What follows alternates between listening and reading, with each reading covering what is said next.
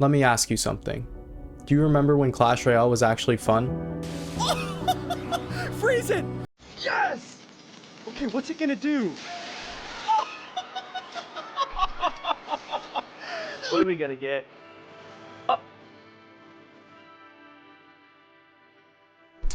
Sunset. Ooh, we got a freaking witch. Dude, I'm just gonna wait till... When skill mattered more than your credit card? When upgrading felt rewarding yet possible?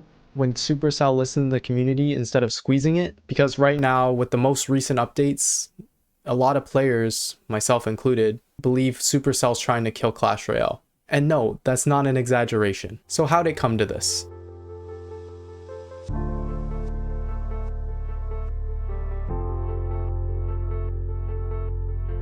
Level 16 turned Clash Royale into pay-to-play. Heroes are completely unnecessary and obviously a cash grab.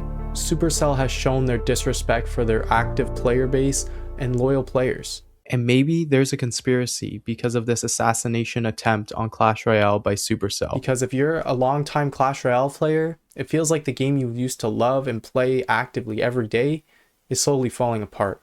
Before we talk about what Clash Royale is now, we need to talk about what it used to be. Clash Royale originally thrived because matches were short and intense. Skill, timing, and deck knowledge actually mattered. Free-to-play players could actually compete. Yes, progression was slow, but it felt fair.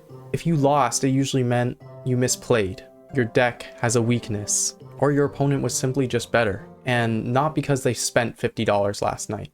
But over time, Supercell shifted focus from competitive balance to monetization first. And that brings us to the update that broke everything. Level 16 is easily one of the most damaging updates to Clash Royale that we've ever seen across history. And here's why. To start off, it completely devalued progress. Players spent years maxing out their decks to level 14 or 15, and then Supercell basically said, congrats, do it again. No meaningful gameplay innovation, no new strategy layer, just higher numbers. Now level advantages matter more than ever. In a game as tight as Clash Royale, one extra level means more damage, more HP, more survivability, more interaction wins, and the ability to win games with ease. A level 16 card can completely flip the script on lower level cards and completely change interactions. And so now, instead of I lost because I misplayed, it's I lost because my opponent paid more. And now free-to-play players are left in the dust. Let's be honest. If you're free-to-play, level 16 is almost unreachable. Now with the removal of Book of Books and many more magic items, it's very hard to get the cards you actually need to level up the cards in your deck. You're probably going to get random cards from lucky drops as chests also got removed. What about the season shop? Progression has been slowly getting nerfed time and time again, but the amount of cards needed to level up has been getting higher and higher. This is completely different to Clash of Clans. When a new town hall comes out, they reduce the time and money for each town hall and each upgrade. But now, with Clash Royale, that's not the case. Progress in Clash Royale feels intentionally throttled. This isn't optional spending anymore. This is pay or fall behind. Unless you're grinding this game like a full-time job, you're not going to make good progress.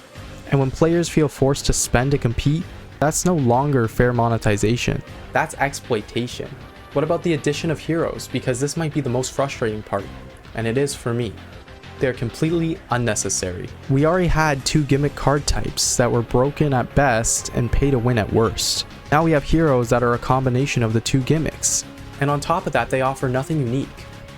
Evolutions were based on card cycles and gave you a really strong, powerful card that can change the flow of the game if you played that said card an X amount of times. For example, the Wall Breakers became a very good defensive card and an offensive pressure card for 2 Elixir after 2 uses. It completely changed the value of that card, making it go from just a bridge spam worthy card to something actually viable in most decks. And look at Champions, they brought abilities to this game, and is that not what exactly heroes do? It's the same concept, just repackaged, reworked, with no new additions. Just same old, same old. Heroes are just broken and bland cards that add nothing to the game other than monetization. On top of this, they're very hard to get if you're free to play. As of recording, the ability to get one free hero through 200 shards. And just to get these shards right now, it's a complete grind. But in the future, that free hero is going to get removed. You're going to have to get them through the special chests. And if you're not pushing super high in trophies every season, you're not going to get them. Pushing itself is hard and creates a paradox with the previously mentioned level 16 and new card levels. To get heroes, you need to be high in trophies to obtain the chests that give hero shards. To get high in trophies, you need high level cards.